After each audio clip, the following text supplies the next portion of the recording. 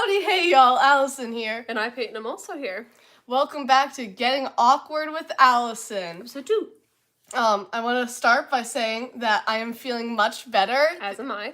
Yeah. Thank you all for all the sweet birthday wishes and all the hope you feel betters from everyone. I really appreciate you guys. Unfortunately, though, my dad has now caught the sick. Oh, has he caught the sick? He has I'm just caught the infecting. sick. I'm just starting a plague. Love that for me. And for those of you wondering, it was not COVID. I've been fully vaccinated for a few months now, so it was not that. It was just Peyton with a cold. Oh, like a really bad cold. A bad cold. It hit me like a brick to the face. That's the thing. Like, it was so weird because like it totally came out of the blue. Because literally, I remember the night I got sick. Paul was over, and we were just like... That's her boyfriend. Yeah, Paul, my boyfriend. We were just like laying on the couch, just like watching whatever, and I got really nauseous in my stomach. All of a sudden, I was just like, "That's weird. Like, maybe I should just go eat or something." And I just felt icky. And then he was like, "What's wrong?" And I was like, "I don't know. I just feel icky." Like, it was like literally I was fine, and then I wasn't. And then the next morning, I woke up with all the symptoms that she had, and so I'm just like, I don't know what happened. And then I was sick for like a week, and then I got Paul sick, and then I got her sick, and then apparently I got her dad sick. Just starting a plague. Love that for me. You're patient zero. Yep. Do you know who you got it from? Mm-mm. So you really are patient zero. I really am. I don't know where I caught it. The only thing I can maybe think of is I was at the archive that day, but no one at the archive was sick. Yeah. And the only thing is that we relaxed the mask regulation, so I wasn't wearing one for most of the day. But then I put it back on for like when we were around each other and eating lunch and stuff like, well, not when we were eating lunch, but like when we were like in the lunchroom all together. But other than that, I don't know where else I could have possibly caught us. It's like the one time I'm like, okay, we can relax. Everyone here is like vaccinated. We're good. I can take my mask off. Sick. I'm like, haven't been sick in here. And the minute I take it off, I get sick. Sometimes it just be like that. It do be like that. Uh-huh. So. Welcome, friends. Welcome. Today, we got a couple things on our agenda. We have more hot takes from Rick Riordan books, but not all of them are hot. Some of them are just takes. Some of them are just opinions. Just opinions, observations, stuff like that. And because a lot of people seem to like the hot takes video, and we have more. Also, we're going to be taking some of those official quizzes on Rick's website, Read Riordan. We're going to do some Read Riordan quizzes, so you shall finally learn who our godly parents are. I think we've like guessed for each other, but I don't know if I've ever actually taken the quiz. Yeah, like so we'll talk about that when we get there. Yeah. Because the one that I think I would get, like, I don't think the quiz would give me what I think I would if I were a demigod. If I were a demigod, I think I know who my godly parent would be, but I don't think the quiz would give me that answer. But in my heart, I think I know, and it's like, it's very shocking. I think you'd be very surprised by who I think it would be. Did you guys hear about the casting call? Oh yeah, Yes. we did. Yes, we did. We Very have mixed stuff. opinions on that, but in the sense of like, we don't want people to ruin it. Yeah. Yeah. So it's a good idea in theory. Doing an open casting. Yeah. You know what I mean? And in practice, it can get a little convoluted because people suck. Yeah. And then it ruins it for everybody else. It does. So don't ruin it for everybody else. Yeah. So like, unless you're an actual professional actor and you have an agent, don't be sending stuff in. Don't waste their time because that makes them less likely to do it again. Do you want it to be good or not? Yeah. We've worked very hard for this. Do you want it to be good or not? Sorry, I rest my case. We've come so far. We've suffered for this. Yes. Through terrible movies, Awful. through the official art. You remember those days? I wish there I could for those forget. Days. I wish I could forget the day you showed me that art. I can't. It's cursed. It's really is. Okay. So graphic novel art. The early graphic novels, the later ones are okay. Yeah. But like the first Cursed three, Nico. The Cursed Nico and Titan's Curse, the graphic novel. Titan's Curse really means Stoner Nico. Exactly. Yeah. You know. Horrifying. Little troll-looking man. He does look like a goblin. Looks like a goblin. A whole goblin. He looks like a whole goblin, and it's very upsetting. Yeah, the big foreheads, it's crazy. Speaking of physical attributes, I want to talk about something that we talked about. Good segue! Thank you! a good segue. I want to talk about something that we discussed in the last live stream, the last episode of Getting Awkward with Fiona's Allison. book channel. Yes, it is a Caduceus Clay shirt. Got to see a fellow critter out there. Okay. So in the last episode of Getting Awkward with Allison, I had a very hot take. She had a hot take, apparently. But I think it was more like I did not articulate myself very well. My head was a little scattered, and I watched that back, and I'm like, Allison, you are not... The ideas in your head are not translating into words properly. Thing is, I know what you meant, so I didn't even, like, register. I was like, yeah, because we've had this conversation before, so I was like, yeah, she's got it. Yeah. So. But that's the thing about having, like, the same conversation before. You sometimes skip beats, you know? Because you hit the main deets, but you skip a lot of stuff. So in the last episode of Getting Awkward with Allison, I said that it's weird that a lot of people headcanon that Hazel would be 5'3". And for all of you who are not American and don't use the American system and are the metric system users, I'm sorry ahead of time. So I think it's weird that people headcanon that Hazel is 5'3", given that the average height for an American woman, an adult American woman, is 5'4", and Hazel's described as being short. So 5'3" is 1.6 in meters for all you European folk. Yeah. Or anyone outside the U.S. Yeah. Since we like to be special. Yeah. But yeah, so let's say I was creating a female character who is tall. I would look at the average 5'4", and I'd say, okay, I'll make her 5'8" or taller. You know? I would not make her 5'2". If I have a tall character, I would not make her 5'2", 5'3", because the average is 5'4". So likewise, Hazel is supposed to be short. She's described as being very short. So I would not make her 5'3". I would make her less than 5 feet, like 4'11", something like that. That's how tall my aunt is. Missy? She's 4'11". Nice. She's almost the legal height of a small person. Mm-hmm. She likes to talk about that. She's like, I'm so short! So. Yeah. I've met your Aunt Missy. She's really cool. She's awesome. I love my aunt. But yeah, so I did not articulate that point very well in the last live stream because it sounded like I was saying that 13-year-olds who are 5'3" don't exist.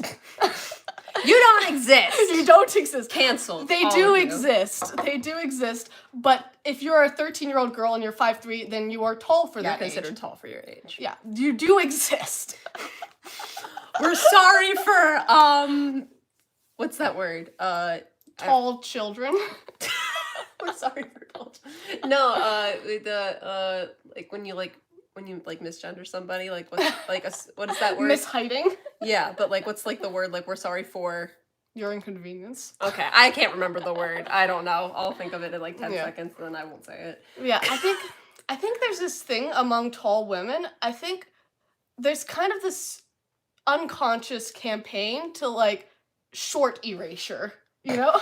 I think tall women and tall girls feel insecure about being tall, so they look at somebody who's 5'3", and they're like, you're short. And I'm like, no, I'm not short. You're just tall. It's okay. It's okay. It's okay. Just accept it. It's okay. I'm not short. Y'all are just tall. And that's okay. Invalidating. That's the word I wanted. No. And I'm not trying to invalidate anybody. I'm just saying that short people exist. To say that somebody is, to, like, label a short person as 5'3" is, like, saying that, like, that's just not true. It's not, anyways. Although my mom is 5'2" and she's quite short. Yeah. Yeah, she is quite short. But, like, I'm talking about a 13-year-old Oh, child. yeah, 13. That they're as tall as my mom, then there would be, like, that's like how tall I think I was when I was 13, was 5'2" or 5'3", because I was as tall as my mom. Yeah. By the time I was, like, 13 or 14. Yeah. So anyways. Anyway. Moving on to some hot takes. Hot takes! Not really hot. Some of them are just regular... Just takes. Okay, so the first one we have here, this one is pretty hot. This one is very spicy. So, I think Bianca Di Angelo is a very selfish person. And a lot of people love her. They love her, but let me break this down. Let me explain myself here. Okay? So given that in Titan's Curse, they had a lot of missing memories and their brains kind of filled in the gaps, and they believed that Bianca had raised Nico her entire life, that she had never gotten the opportunity to be a child, to be a kid, and that she'd been stuck raising her little brother her entire life. And that kind of altered their relationship. She loved him, but she also felt kind of resentful towards him because she's like, if not for you, I would have a normal childhood life. Yeah. She kind of projected all of her issues onto him just because he was just the one who was caught in that unfortunate situation. Yeah. And for Nico, like, he didn't know his parents, so she was like his mother, father, best friend, only friend. She was so much more than a sister. His entire world, basically. She was his entire world. So once they discover Camp Half-Blood and the Hunters of Artemis, she just ditches him the first chance she gets. She ditches him and joins the Hunters of Artemis. And later in the series, Rick kind of retconned a lot of stuff with the Hunters of Artemis. But when the concept was originally presented, the Hunters of Artemis are described as, once you join, it's essentially a cult. Once you join, you gotta cut ties with all friends and family members because the Hunters are your friends and family now. But later in the series, Rick was like, I want Thalia and Jason to have a relationship. Exactly. But before that, with the current rules in place, that means in her mindset, Bianca would have been like, I'm willing to cut ties with Nico to do this just because I'm finally able to get away from him. Yeah. And I understand her wanting to go off and do her own thing and be her own person. Like, cool, that's totally cool. But there's a way of doing that that doesn't involve just completely cutting him out of your life, because that is abandonment. When you are essentially this child's parent, you're his entire world, and he just discovered he's a demigod. He just got ditched at Camp Half-Blood. That's a big shock. And to have his essentially his guardian just abandon him the first chance she gets, that's so hurtful and mean. And then after that, what does she do after that? She volunteers for a quest that has a 40% chance of death. Because they get the prophecy for it, and it says, out of the 5 people who go on this quest, 2 of them will die. Yep. So she's like, you know what? I'm just gonna go Worth on this it. quest.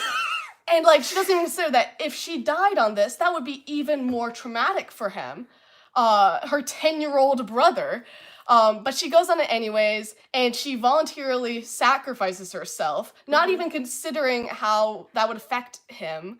And I get that she had to do what she had to do, but this kind of speaks to a pattern of behavior and a mindset that she has of just not thinking. I'm sure right before death she was like, oh shit, Nico. But like going into that, I think she felt more compelled to do what she thought was right versus what would be best for Nico. Yeah. Because she had already made those decisions, and she was kind of like, well, I kind of made these decisions, I kind of got to stick to my guns. So yeah, she did. Yeah. And then after dying, her brother Nico, he goes down a dark path. Ooh, very dark. All the way down. Literally and hell. Literally and figuratively, he goes down a very dark path. And she has the ability to appear to him. He is a son of Hades, and he repeatedly tries to summon her ghost, but she ditches all his calls. Like, she just ghosts him. Ching.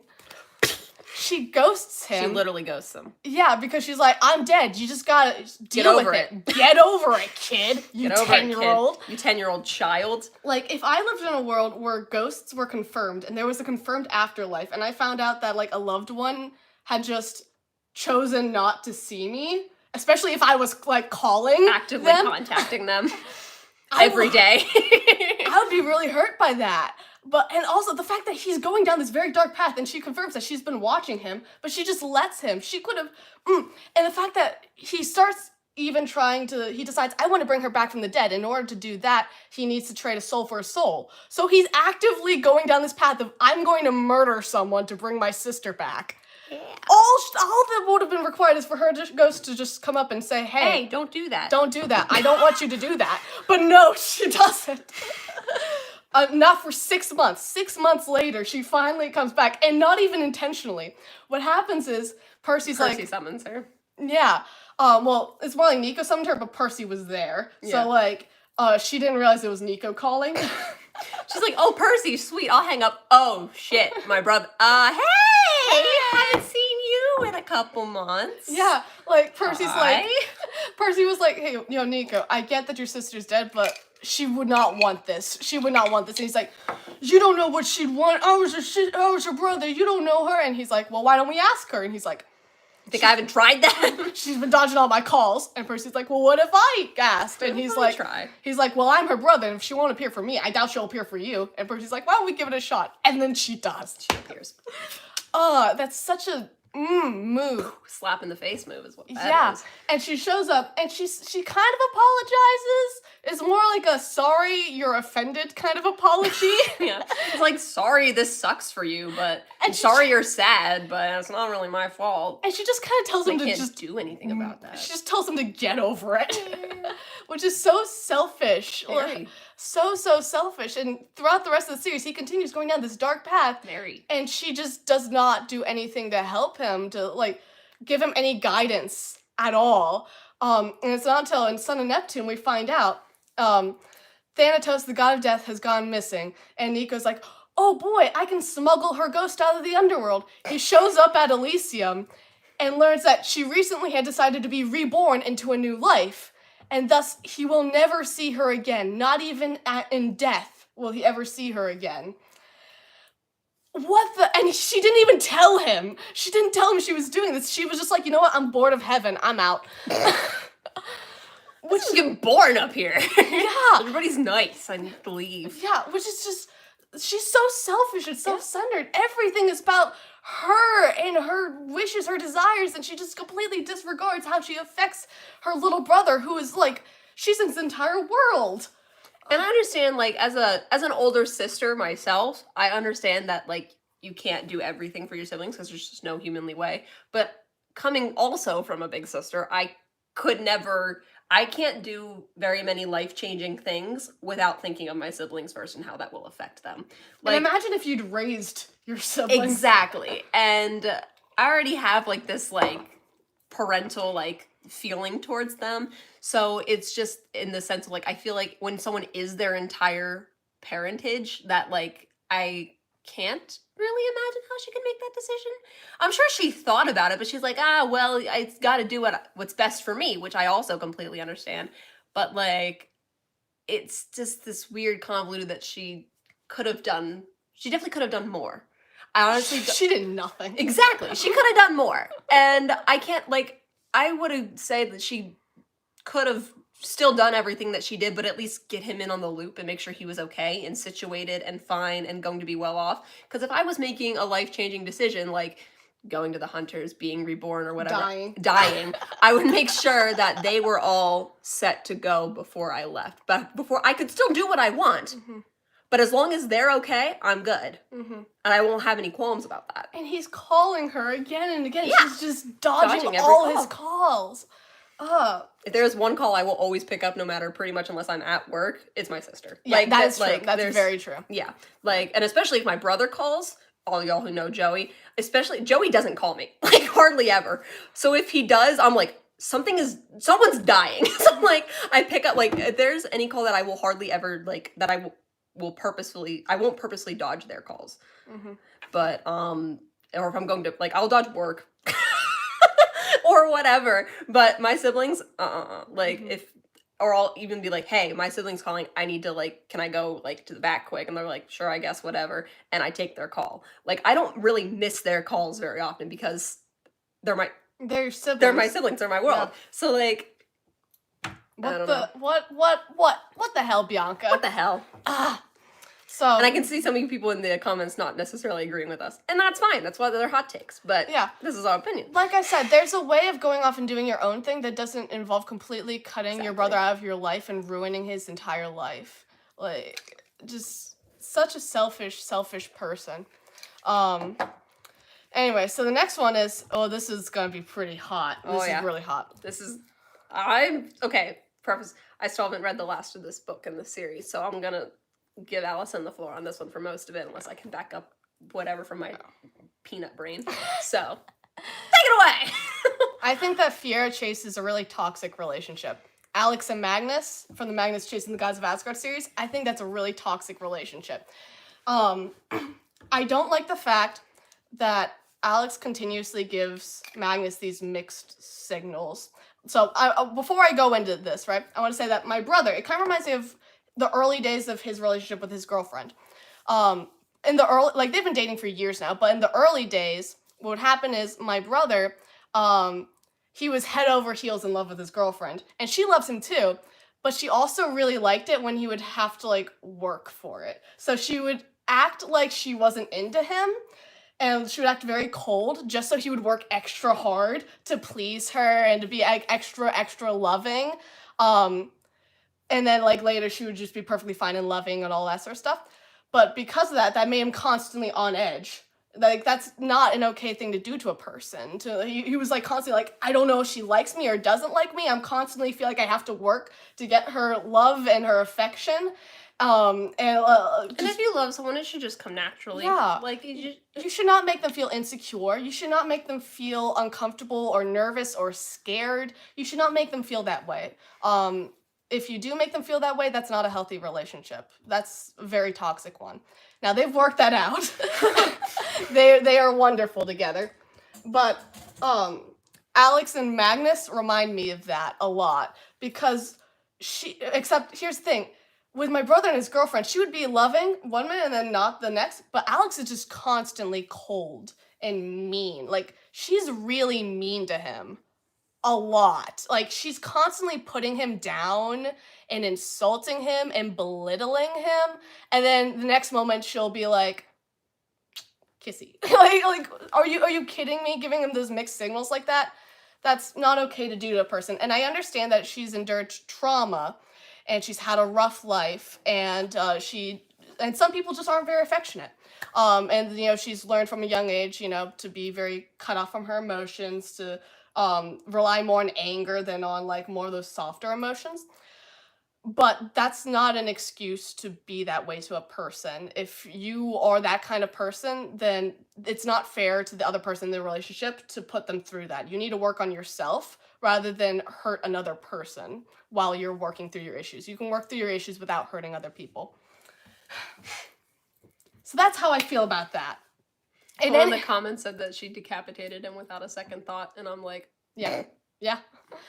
And like, anybody who tells me, no, that's perfectly fine and okay, they are a healthy relationship, I'm like, that's questionable. That's questionable. Like, yes. And I think fiction kind of tricks us into thinking that those relationships are healthy because it's a popular trope. Yeah. But it's not. And like, there's the whole thing of like, obviously, like, enemies to lovers is a whole thing, but this is not enemies to lovers at all. This is just people with an attitude problem trying to start a relationship and not doing so hot at it. Yeah. Like, enemies to lovers, listen, all y'all on Book Talk for TikTok, I love enemies to lovers. I'm a bitch for enemies to lovers, okay? I love a good enemies to lovers. All I had to hear from like one book recommendation, it's an enemies to lovers, I was like, add to Amazon cart, and I bought it. I haven't even read it yet, but it's just sitting on my shelf waiting, just because I knew it wasn't a good enemies to lovers book. But I don't even think Alex and Magnus are enemies to lovers. It's not, that's the thing. It's not. And that's the thing. So people who try to like head over heels in love. Exactly. And she's implied to be also. Yes, but she is disrespectful about it. She's disrespectful, rude. Like I said, she constantly belittles him a lot. Like, there is like a difference between like, like when you can like goof around with your partner and be like, you suck, and that's a form of like, I love you. Yeah. But like, that's not what this is. At least it doesn't, or if that's what Rick's trying to do, which I think is what he's trying to do, I think he's just doing it badly. I don't even know. Because like, I could see that being like a kind of similar to like Percy and Anna with like seaweed brain and that kind of thing, but like there's more like love there. There's genuine like love there. Whereas I think she just gives so little back. I think Rick was trying to like replicate that in a slightly different way, like more like on the traumatic side of things to like cater to her trauma. But like it'd be one thing if there would be like, you dumb, but also be like, I love you and I care about you. Yeah. But there's not that second one. There's just, you suck, you're dumb, haha, Maggie.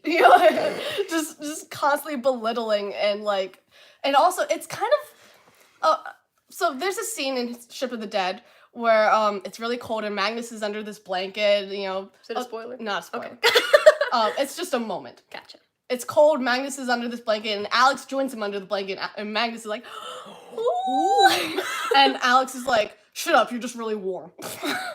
Like, how do you think that makes him feel? You think that you never know if she actually cares about you or actually likes you. You're constantly on your toes, constantly insecure about the relationship. And that's not, you should never have to feel like you're walking on eggshells, like you're on your toes when you're in a relationship with someone. You should treat each other with respect. And if you're like goofing, they should know you're goofing. Yeah, I think that's the thing is like, And I you think should also she- not I just think- 100% goofing. I think they're goofing, but I don't think Magnus knows they're goofing. That's the thing. You gotta make it clear to Magnus that you're goofing. Yeah. Or else he's just gonna be like, oh, that sucks. You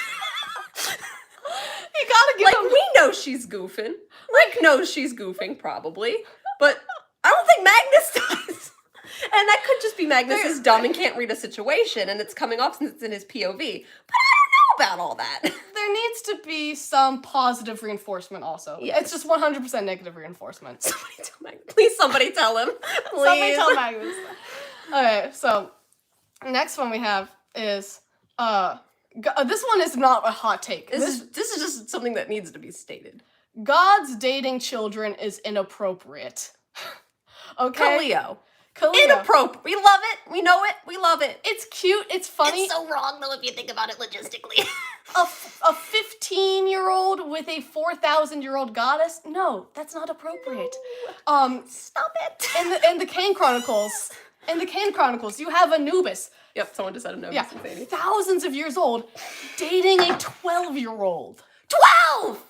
That's just straight up pedophilia. Yeah. Like, she has not gone through puberty yet. A 12-year-old? Are you kidding me, Rick? What? Anubis is gross. Hashtag Anubis is gross. Keep it trending. Yeah. Like, I can understand her being like, ooh, a bad boy, you know, not understanding, you know, but... Yeah, but he should be able to be like, You're 12! He should not look at a 12-year-old and say, yeah, I'd hit that. No! No! And I don't think Rick has learned his lesson either. No. Because in Tyrant's Tomb, which came out in 2019, really recently, you have Apollo, 4,000 years old, asking out a 16-year-old girl. And now that one's a little more cute, kind of. Because he was like in a 15-year-old Well, I think it's okay because, somewhat, a little more okay because in Hidden Oracle, it's made explicitly clear that he's kind of mentally, reverting. Yeah. He's like, oh my, like, there's this great moment when they're at Percy's house and he's like, oh, I just want to play video games and disrespect my parents. Yeah. Like, he's mentally reverting to a teenager's mindset. So not only is he physically a teenager, but he's also kind of mentally going back. But that does not change the fact that he has the years of experience that she does not have. Yeah. No. And bad. That's not okay. That's inappropriate. It's very inappropriate. A 4,000-year-old god asking out a 16-year-old girl is not appropriate. And we know that, like on the surface, it's like, oh yeah, it's two characters that we like. They should be... No, it it just does not work logistically. Legally, this would not hold up in any way. Like, we can make all these excuses for, oh, well, this and that and the other thing, or Rick can make all these excuses for this, that, and the other thing. Sir, if this was a court of law, you'd be in jail. This is not acceptable. Yeah, like, nobody is saying We're this. ruining many childhoods out here, and not I'm very glad about it. Not enough honestly. people are saying this, and this needs to be said. God's dating children is not appropriate. It's not okay! It's not appropriate. Oh my gosh. And that's the thing, it's like they can appear like a child, but they still, like you said, they have the years of experience of existence. Yeah. And I just can't get over the fact that a thousands-year-old god would look at a 12-year-old And be like, I'm into that. Oh, that's disgusting. That's horrible. that's awful. And that was like Endgame, and it's depicted as cute and romantic. And here's the thing. There's this popular trope in media where, like, you have the teenage girl dating, like, a guy who's a lot older than her. And I think it's because I think writers believe that this is the fantasy of many girls to, let's say, date their teacher, you know? I don't think that's the actual fantasy. I think children are taught from a young age that, like, that's okay, you know? I think they should be taught from a young age that that's not okay. Yeah. I've People seen with, way too many shows and movies where, like, a teenager is, like, going out with their teacher, and that's not appropriate. Like, I can imagine, like, and this is where it hits me personally, because, see, I was a fugly little teenager, and no guy was very interested in me. And let's say if I was 16 years old or 15 years old or whatever, and a teacher a young teacher who's like 24 or something, if he, and now this has never happened to me, but if a teacher at a young age would have come to me and said, I'm into you, and would have started hitting on me, and would have treated me like I'm a princess, like I'm beautiful, I'm special, I probably would have gone with that because I did not know any better, because media teaches me that that's okay, that there's nothing wrong with that, because he looks young, he doesn't look that old, and he's treating me special. Like, I would have gone with that because media teaches you that that's okay, and it's not okay, and that's not being taught enough. Like, there's a lot of stuff showing, like, it's bad if it's a grown adult and a 12-year-old. There's a lot of stuff saying that that's bad, but there's not enough stuff about high schoolers saying that it's not okay for a high schooler to date their adult teacher. That's not okay. That's not. And stop romanticizing that. And, like, there's nothing wrong with girls liking older guys. That's not the problem that we're talking about. Is you can like older guys. That's fine. Yeah. Like, you can have an age, once you get married, you can have an age difference of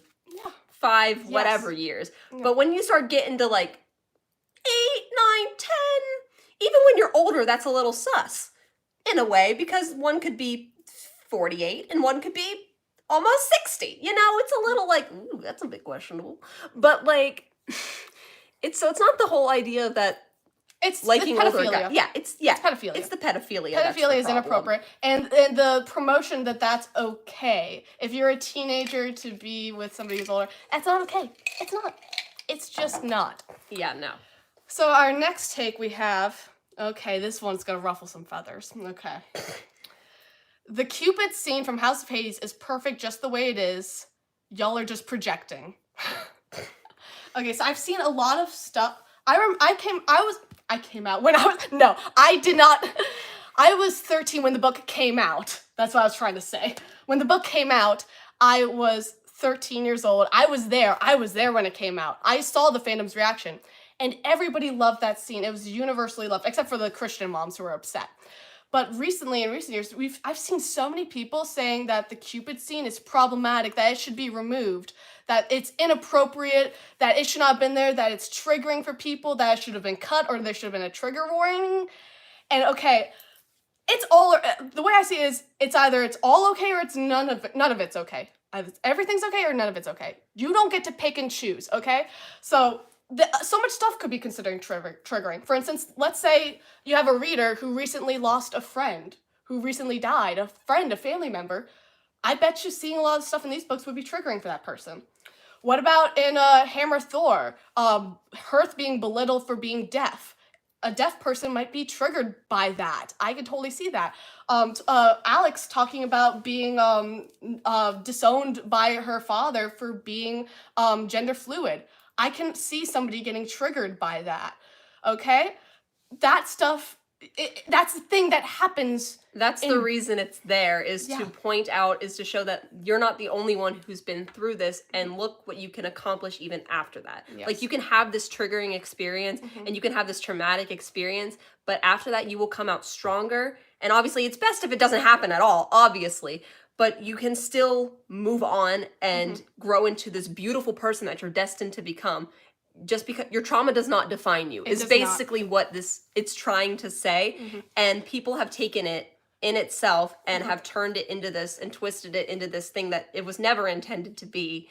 And obviously, like Allison said, if it's either all okay or not, or none of it's okay. Because if you see this character who already probably is like a lot of us who's read these books, who's on the outside of things, you know, never on the, you know, whatever. And you see them go through this, like, oh, wow, not only are they like me, they're really like me because of this, why this is how they're feeling, this is what they like, this is what they do. I think your parents are home. Yeah, they are. It's going to be interesting. And they're like, wow, look what they did, like, that's representation. That's what representation is all about. Of course, it's unfortunate that it he had tells to people go through that other people have experienced this too. And you're not alone. You're not alone. And also, it teaches a really valuable lesson about what not to do as well. Well, yeah, that's very true. A lot of people seem to think that Rick is glorifying this, and I'm like, he's not saying that this is okay. I've seen so many people post that, like, the world would be a better place if Nico was not forced out of the closet, and which I'm like, obviously is probably true. No one wants to be forced out of the closet. But, like, okay, so there's this a lot of people say that it should not have been written from Jason's point of view, right? But here's the thing. What would we have gotten if it was written from Nico's point of view? What would we have gotten out of that? That he's sad, that he's upset, that he's hurt, that he's scared? Yeah, we get that. We already get that as it is. But what do we get from it being written in Jason's perspective that we don't if it was written in Nico's perspective? You want to know what we get from that? We get a really important and valuable lesson, because here's the thing. At the beginning of that point of view section, and I love this section. I've read it so many times. At the beginning of it, Jason's thinking about how, like, oh, Nico's so weird. I don't get him. He makes me uncomfortable. He's the weird kid. He is. Nico is the weird kid. He's the weird kid. He's the neighbor's kid. But then he learns that, oh, wait, this kid's actually going through something really difficult. And he learns that, and it's this lesson of, like, hey, that weird kid you see at school, that kid who sits by himself, who eats lunch by himself, who never talks in class, who wears all black, who's a Debbie Downer, that kid is probably going through something really difficult, and that kid needs a friend more than anyone else. And we should be respectful and understanding and compassionate for those sorts of people. Like, that's what this section teaches us. To be compassionate for others. One of my biggest regrets when I look back at high school is I think about all those weird kids. I think about all those kids who sat by themselves and were weird, you know, who sat in the back of class and drew pencil drawings of dragons during class and never spoke. And I think to myself, I should have sat down with that kid. I should have been that kid's friend. And the fact that I didn't contributes to the problem, you know? I regret that so my because that kid is a person just like everyone else, and they deserve love and respect and friends. And Jason, I think it teaches a lesson for people who are particularly in the popular crowd, because Jason is a popular kid. So it kind of tells us that, hey, if you're the popular kid, you kind of have a responsibility to help, you know, because that's all it takes. All it takes is for the popular kid to say, hey, I like this kid. I care about this kid. This kid is cool. Inviting them to things, getting them involved, preaching the good word of Bianca Di Angelo. That's all it really takes, is somebody to come in there and care. And as a popular kid, you have that power and that responsibility. And so that's what we get from Jason telling this story. We get an important lesson that I think all kids need to hear. And additionally to that, we also get Nico's version of the story. And if it was written from Nico's perspective, we would not have gotten that. Like I said, what do we get from it being written in Nico's point of view, huh? That he's sad, he's upset? Yeah, we get that. He's struggling, now, physically and emotionally. Now, if Rick were to release a short story of that scene written from his point of view, I would eat that up. I'd read it so fast. I would read it immediately. But if I had to pick which one works better in the narrative, yeah, Jason, all the way. And people say that he should have just had a nice happy coming out scene, and I'm like, yeah, but that's invalidating all the people who haven't had those situations. All it shows them is, damn, I wish I could have come out like that. Yeah. And it'll just make them sad about it, even more sad than they already are. And then it'll make all the people who had good coming out stories feel like, wow, I really had it lucky, and I need to support those kids who didn't get it, who aren't as fortunate as I was. Yeah. And it's just, it's like people, they project, you know, they're like, this problem is personal to me, and it triggered me, therefore it should not be in the book. But like I said, there's so much stuff in these books that would be triggering for a lot of people. Just because it's personal to you doesn't mean that, like, you're not special. Okay, I wasn't gonna say it, but if you said it, there's this sense of entitlement from people who make these sorts of posts and comments. There's this feeling of entitlement that these books should cater to you specifically, that you are the only person reading these books and only your feelings should be considered. But it just completely ignores the fact that there are millions of people reading these books, okay? Don't be entitled. That's all I have to say about that. On a similar note, okay, this is the next hot take. And I'm sure all of you watching are wonderful people, but I'm saying this to the people who are trolls on Twitter. Yeah. Who literally bullied Rick off of social media. Yeah. Don't do that. Don't bully someone off of social media. Don't do that. Just don't. Especially so much love and effort into their representation, who's trying their best and making the world a better place for it, okay? Stop it. Stop bullying.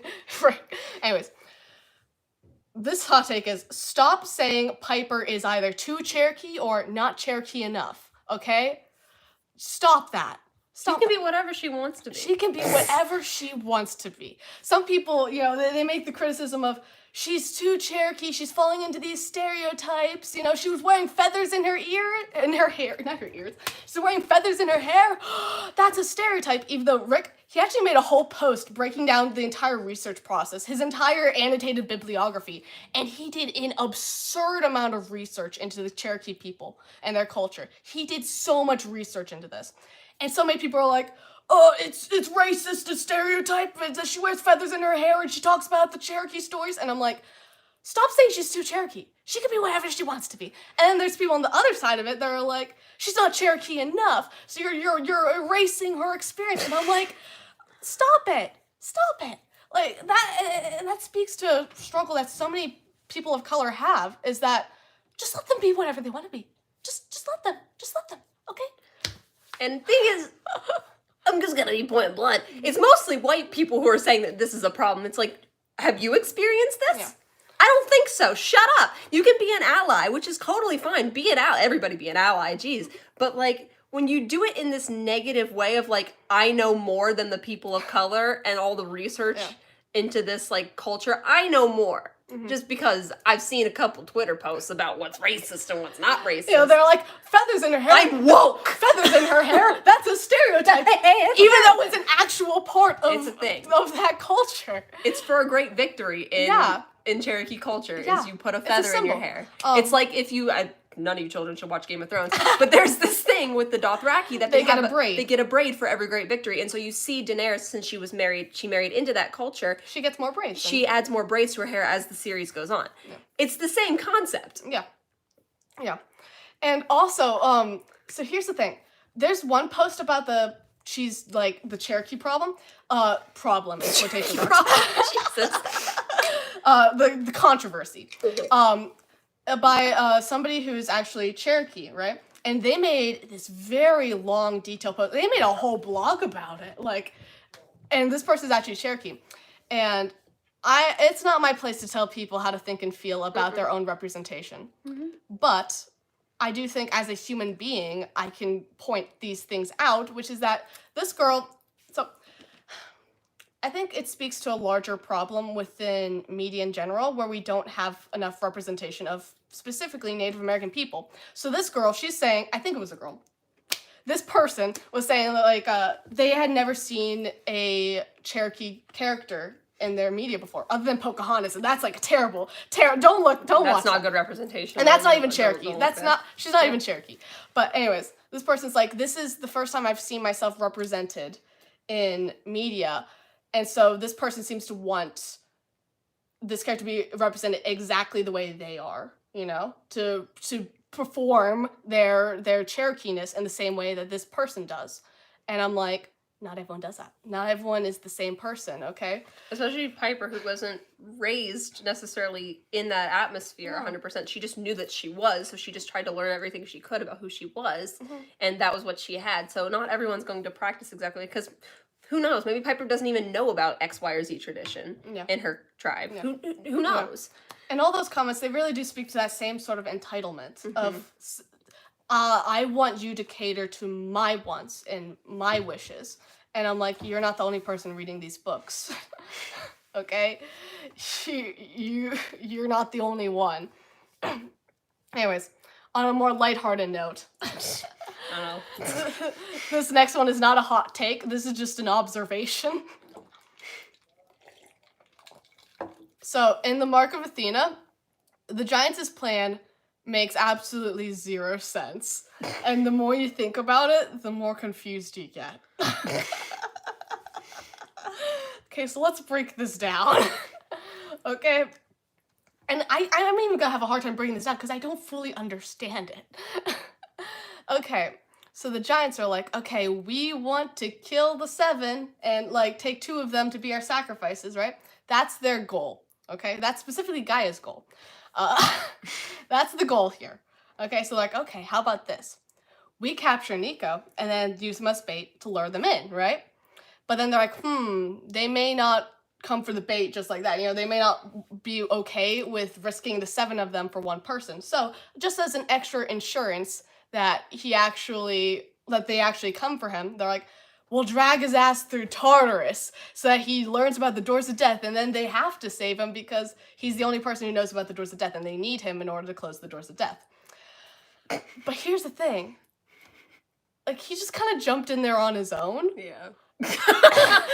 There's conflicting information. He just gung-ho, right in Tartar. In Mark of Athena, he said that they dragged him into that pit, but then in every book after that, it said that he jumped in voluntarily. So this was kind of retconned, or Rick just forgot that. One of the two. But for the rest of the for the rest of the series, it said that he jumped in voluntarily. So I'm gonna go with that. So that doesn't make sense. And then also, like, why would you actually show him the doors of death and teach him everything there is to know about what they are, how to close them, and where they are, and all that sort of stuff? Why would you tell him that? Because if he is rescued, then that's a huge problem for you. That's a big security breach. That's a major security breach. Why don't you... If I were them, I would have just bluffed. I would have been like, yeah, we got your friend, and, like, we dragged his ass through Tartarus. He knows all about it now, so you gotta save him if you want to... I would have just bluffed. Okay? And at that point in the series, they knew the 7 knew they knew nothing about the doors. Literally nothing. They knew nothing about the doors of death. So they would have had to go after him anyways because that's their only lead. Yeah. So why did they like jeopardize everything? They were very confident. They were very confident that they were going to succeed, and then they just got yeeted by the 7. Yeah. And what makes this plan even more baffling to me is they didn't even reach out to the 7. No, they just forgot. They just didn't. They just assumed. The 7 found out about all this by complete coincidence. Like, Percy had his dream about the giants having captured Nico. So that's how they found out about that. And they got a prophecy saying that that he's the key to closing the doors of death. So that's how they learned about that. But, like, the giants did not reach out to them at any point. Like, hey, we got Nico.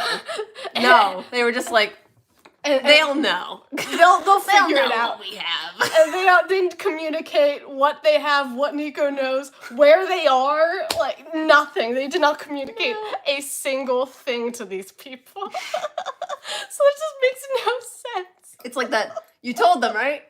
I thought you were supposed to tell them. Oh, no, hang on. So that just makes no sense.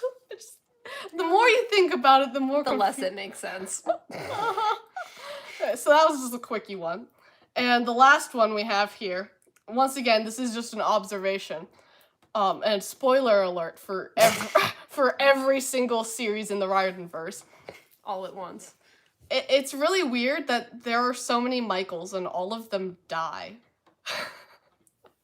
So if you look through, Rick does not repeat any names. Hardly ever, if at all. He doesn't. Yeah. When it comes to first names, he does not repeat. He does not have 2 characters with the same first name. Yeah. But there are 4 characters, all named Michael, and they all die. And the thing is, like, they all die. And dying is not common in these books. So it's really weird.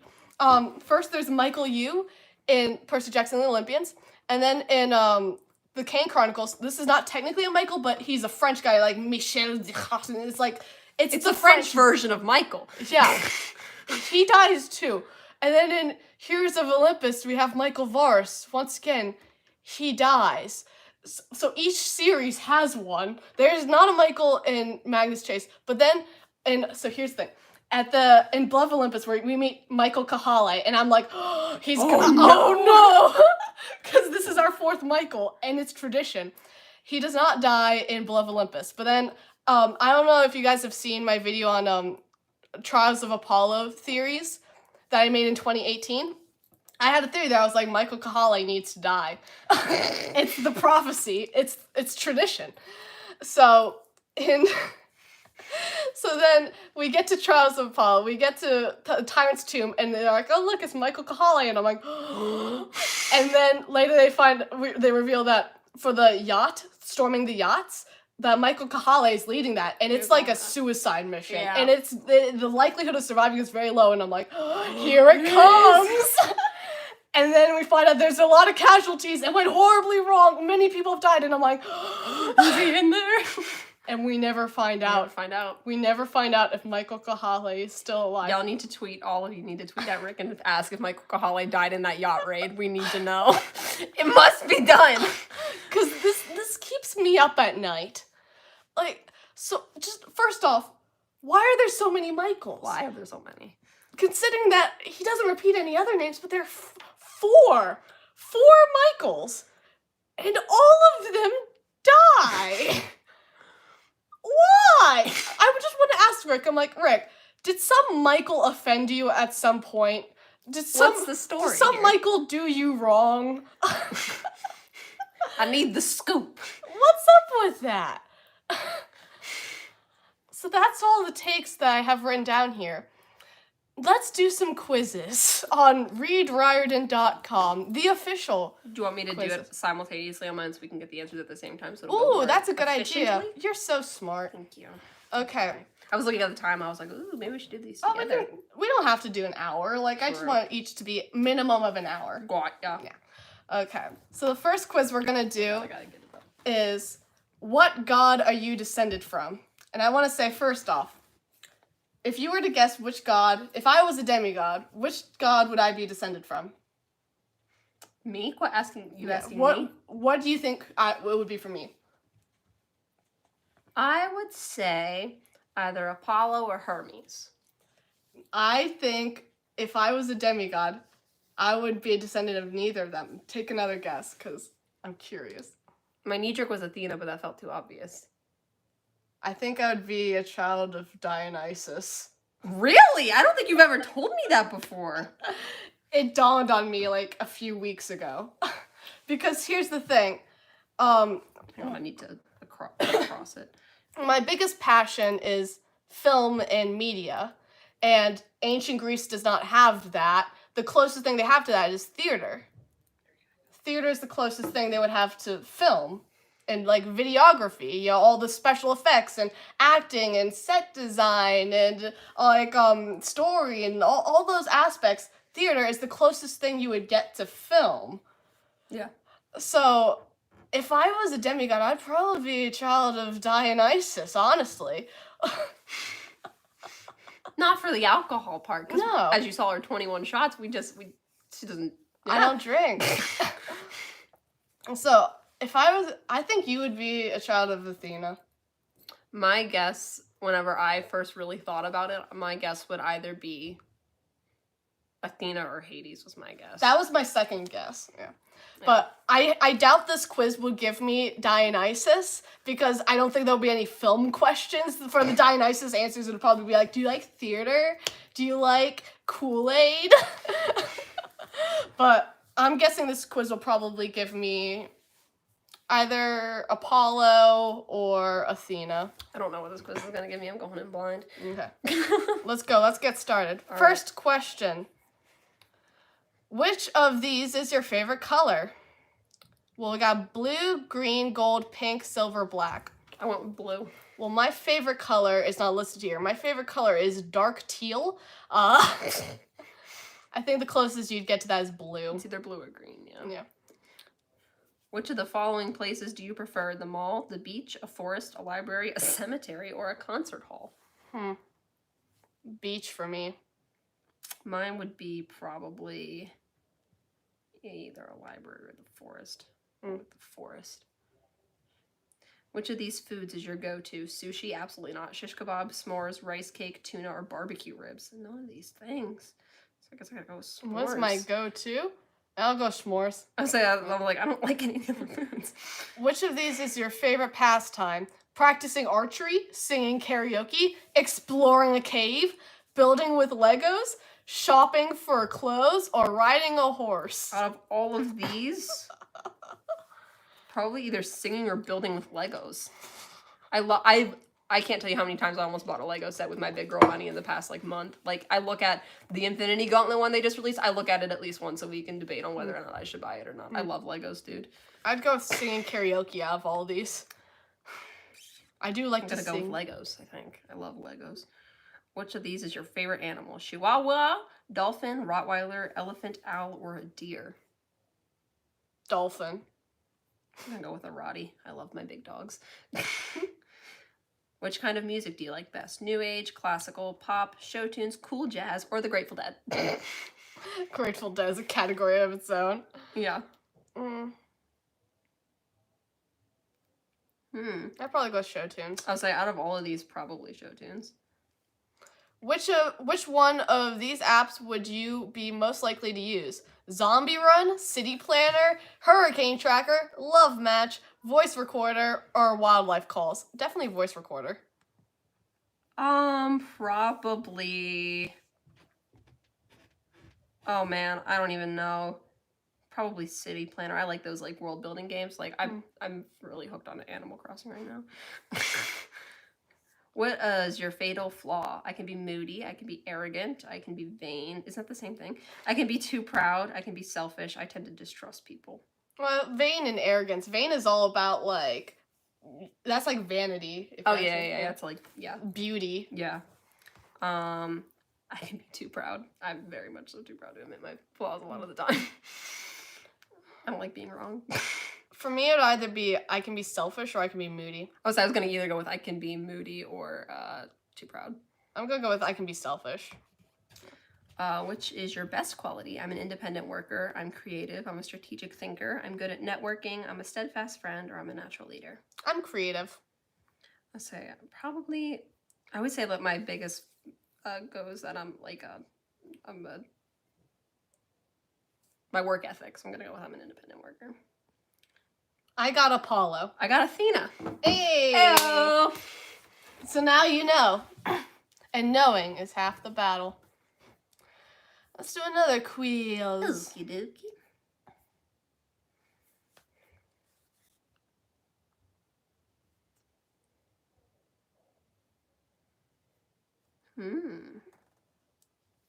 I like these trivia quizzes, but I'm pretty sure there's all... Which Roman emperor are you? I want to know. All right, hang on, let me find it. There it is.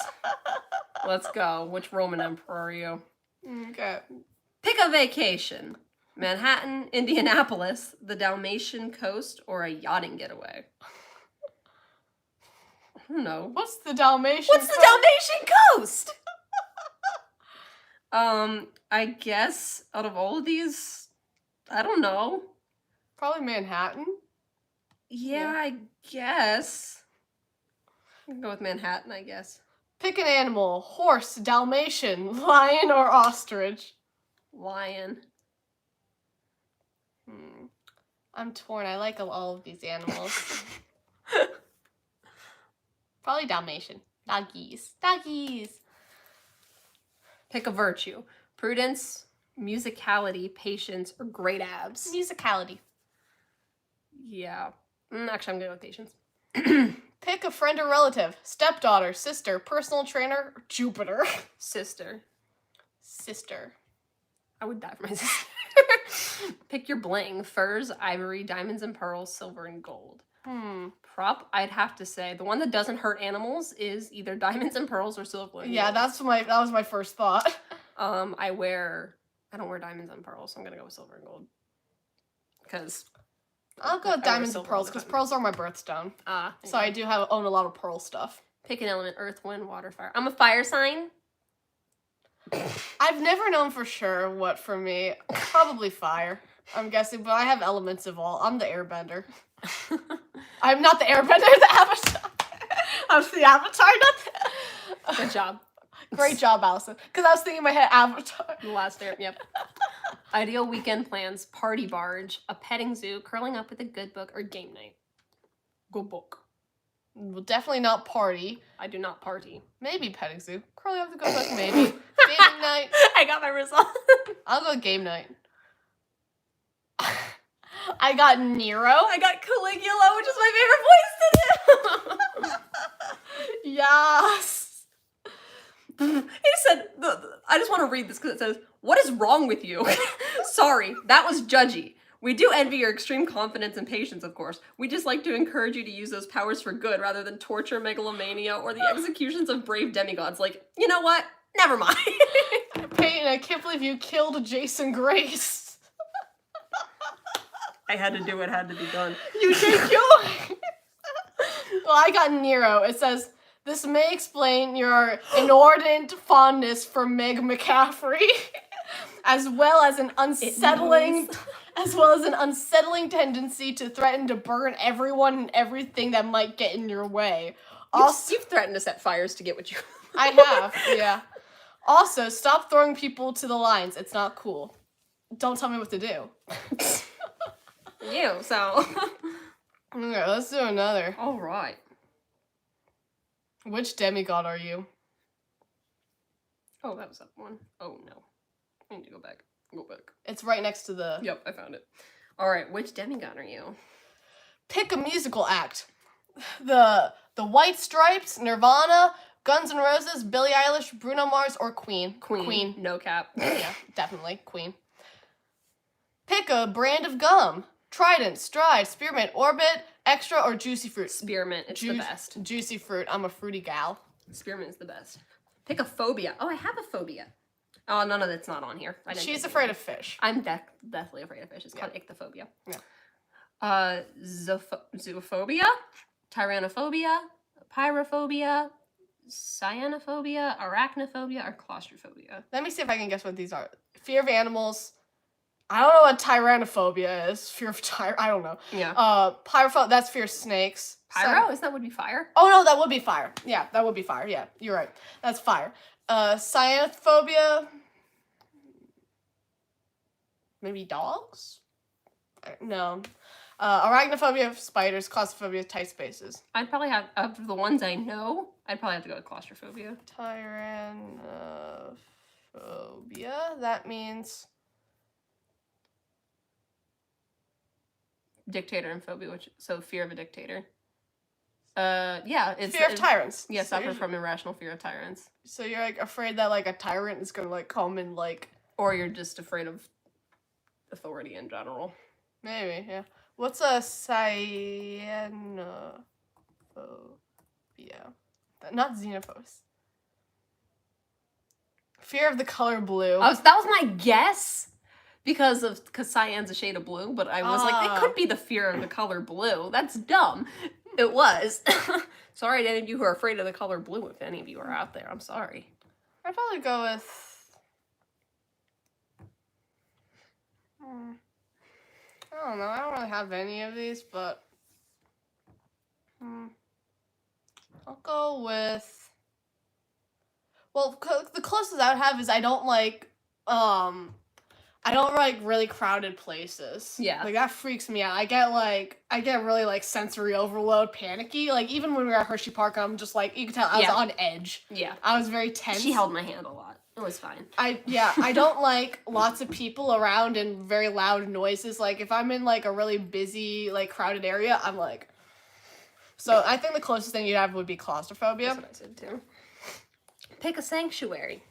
Mansion, library, hotel, and casino. No. Greenhouse, bathroom, Washington Monument. I'll have to go with library. I'll go with the bathroom. That's my go-to. Or, like, if I need to, like, if I'm at a party and I'm, like, I'm all done here, I just hide in the bathroom for, like, an hour. Nice. I've done that before. I like school dances. Yeah. Pick a language. Morse code, Latin, Italian, Greek, American Sign Language, or Mandarin. I don't know any of these, but if I were to learn one, I'd like to learn sign language. I was gonna pick American Sign Language. I think it's the most beautiful language. Aww. Pick a pastime. Wilderness survival, archery, napping, letter writing, gardening, or fencing. Napping. No cap. I'm a sleepy girl. I sleep a lot. I have trouble napping. My head doesn't sleep. I love napping. If I had to pick, I'd say fencing. That'd be a cool thing to do.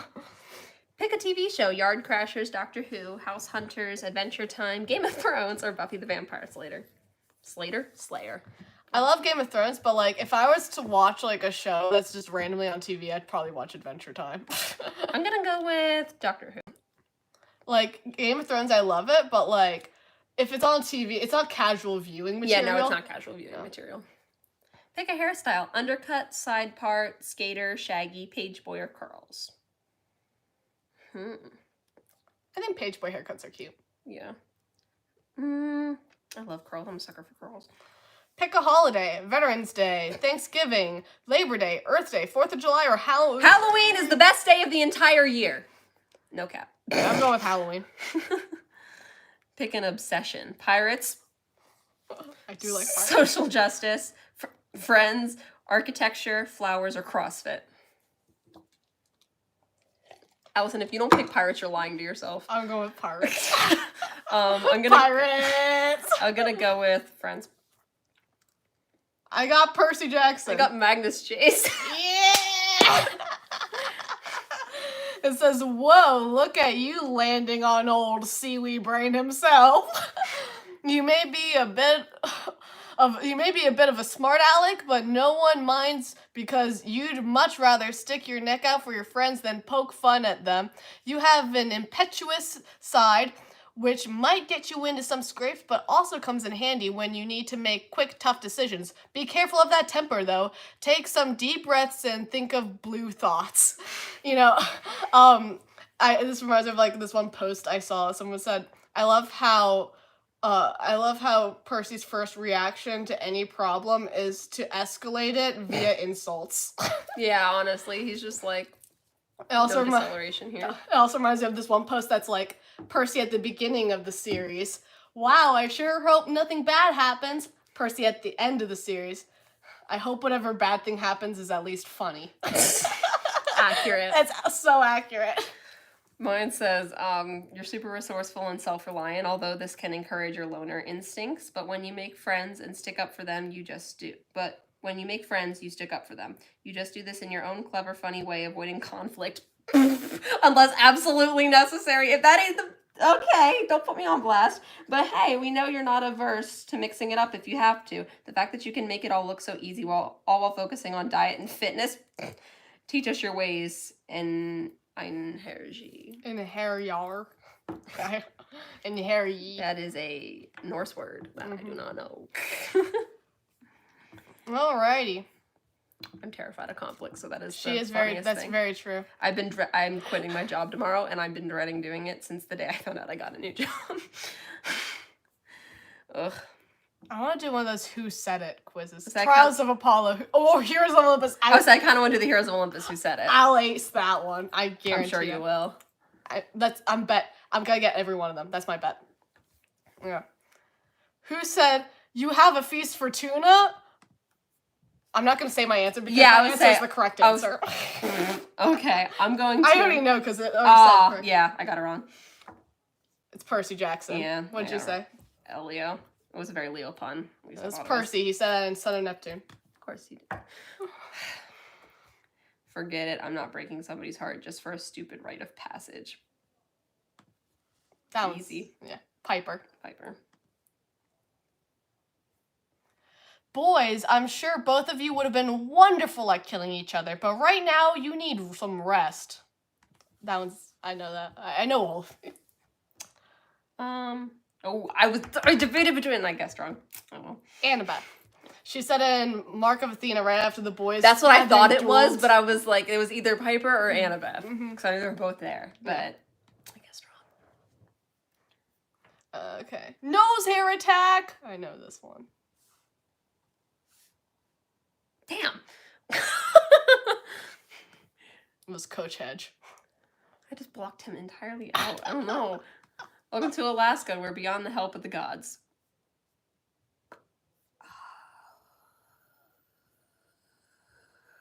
want to say that it's that person. Damn it! I was debating between the two children of Hades. I was like, that is such an emo quote. That is one of the children of Hades. And I guessed the wrong child of Hades. It's Hazel. Because in Son of Neptune, they went to... Like, Nico never went to Alaska. I can't remember. Hazel. I was like, that kid's been to the freaking... He's been through hell. He's been through hell. He might as well go to Alaska, too. Dang, man, I just spent all my cash on homemade explosives and whatnot. That's so obvious. That has to be Leo. Yeah.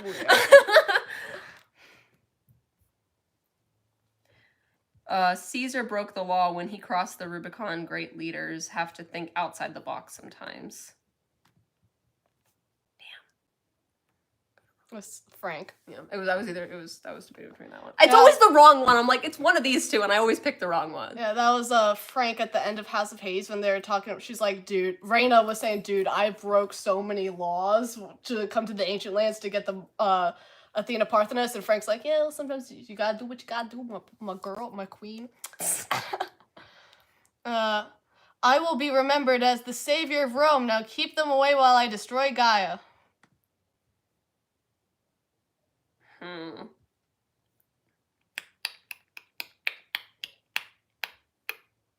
I knew it. Okay, I was like, I didn't remember if he was actually actively plotting against, or just actively plotting against New Rome. I couldn't remember which. At the end of Blood of Olympus. Yep. You meddlesome D-list goddess, you aren't worthy to pour my wine, much less rule the world. It was Hera. Yeah. It was Lost Hero. She was talking to Keone. Because she was talking about, like, I will take over the world, and Hera's like, huh, loser. The moral is, Frank has been eating squirrels. Damn, I'm really bad. I got that one wrong. It was Jason. I would say, I said, I got it wrong, too. I thought it was Hazel. I said Piper, because she was telling a story about, like, the squirrel eating and stuff like that. But, oh, damn. It's Jason. Mine says, heroes quote quack.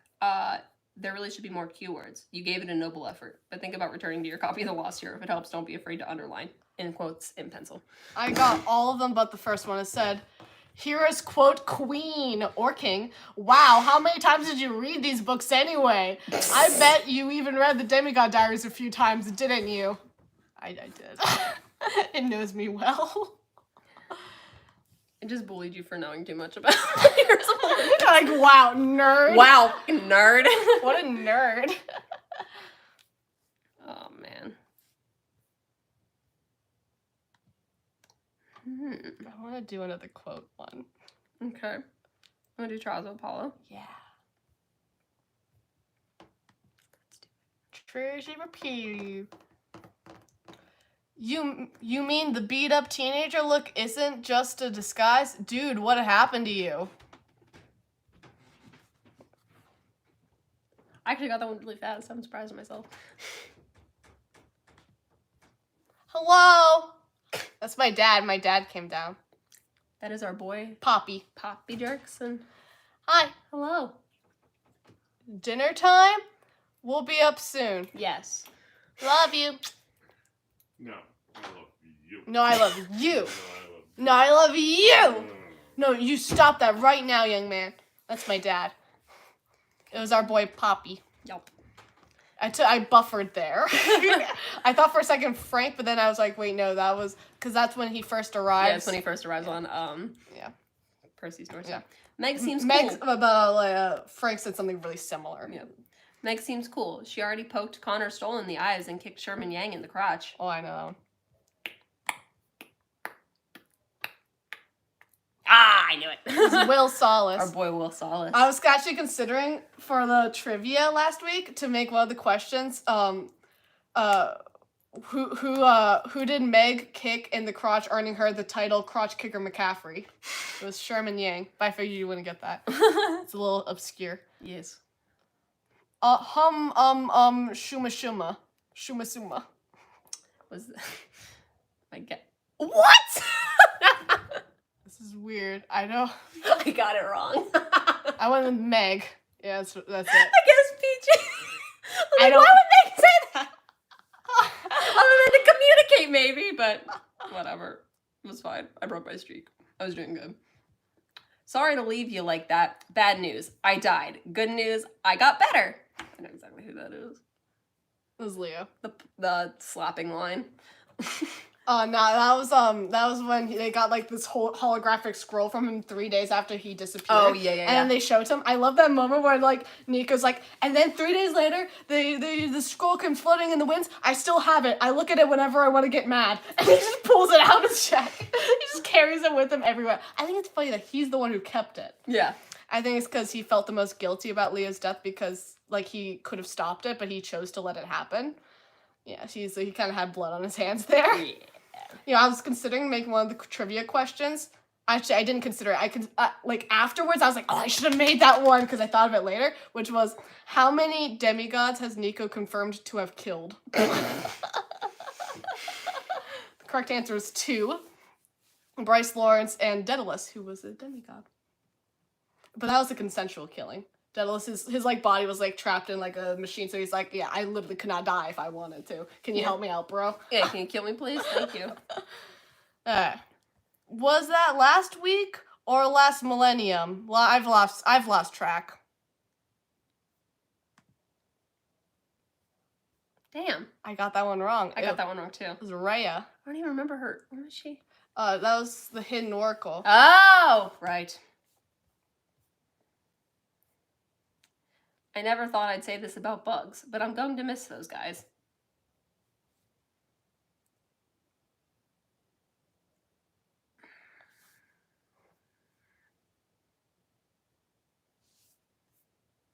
That was a Hail Mary. I had no idea. Miranda Gardner. Yeah. Who would have thunk? I said Sherman, yeah. I said Sherman also. Because I was thinking maybe when they were doing the maze, the 3-legged death race. That was my guess. Because I think there might have been spiders in there or bugs at some point. I'm new to this heroic quest business. Shouldn't there be a reward at the end, not just more deadly quests? It was Apollo. Yeah, I thought it was a Meg quote. Aren't you the god of ranged weapons? Throw the tots! I know that one. That's gotta be Calypso. That's Calypso. I don't like spoilers. I want to be surprised. The context is what makes it funny. Yeah. It was Meg. Yeah. Because she was like, he's like, I had a vision or a prophecy I just remembered or something. And she's like, no spoilers. Don't tell me. No spoilers. Yeah.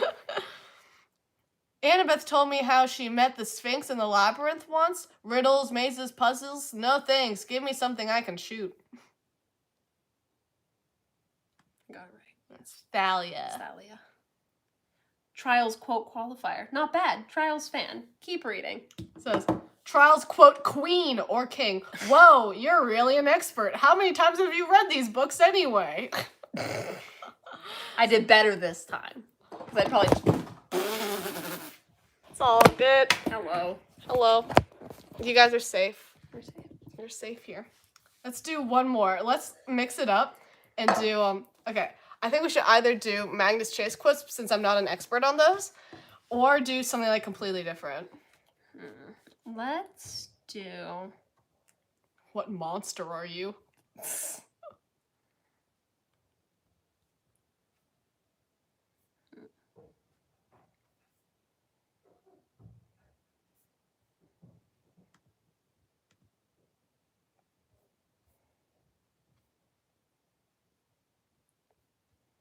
No.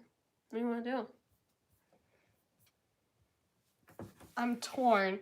Either monster or Magnus Chase quotes. Pick in the comments. Which one? Everyone says Magnus Chase. Okay, let's go do Magnus Chase. quotes. Gotta go back to the older ones. We could do another video continuing these. 'Cause Yeah. these are fun. I also would like to do like PJO quotes. Oh, yeah. Yeah. So that was a quiz, too. Myths are simply stories about truths we've forgotten. I knew it. It was Randolph. Uncle Randolph. Uncle Randolph. Uncle Randolph. They locked me in my room, told me I was grounded until doomsday. I didn't have the heart to tell them that might be tonight.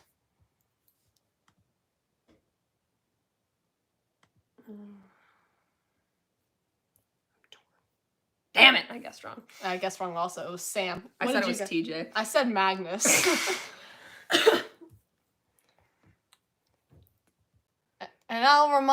And I'll remind you, this is all so I can help you get back what's his name stupid hammer. It's a win-win, unless you know your dwarf dies.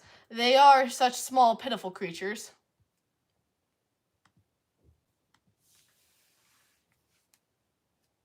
Damn. It was Loki. Yeah. I got that one. Because I really like that scene when, like, Blitzen gets shanked. There's a lot of drama in that scene. And I'm like, oh, spicy. And, like, you get to see Hearth madder than you've ever seen him before. And I like spicy drama like that.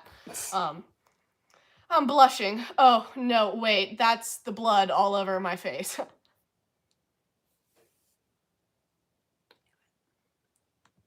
Oh, damn. I got one that she didn't get! Oh my god. It was Magnus. It was I Mango! said half-born. I'd rather die out here being useful to my friends than keep on watching TV and eating delivery pizza and waiting for Mimir's head to pop up in the bathtub. I know that one. Ah, it was Blitzen. Blitzen. I got it wrong. I said half-born. Yeah, Hammer of Thor is my favorite. I read Hammer of Thor a lot. That's one of my favorites to reread.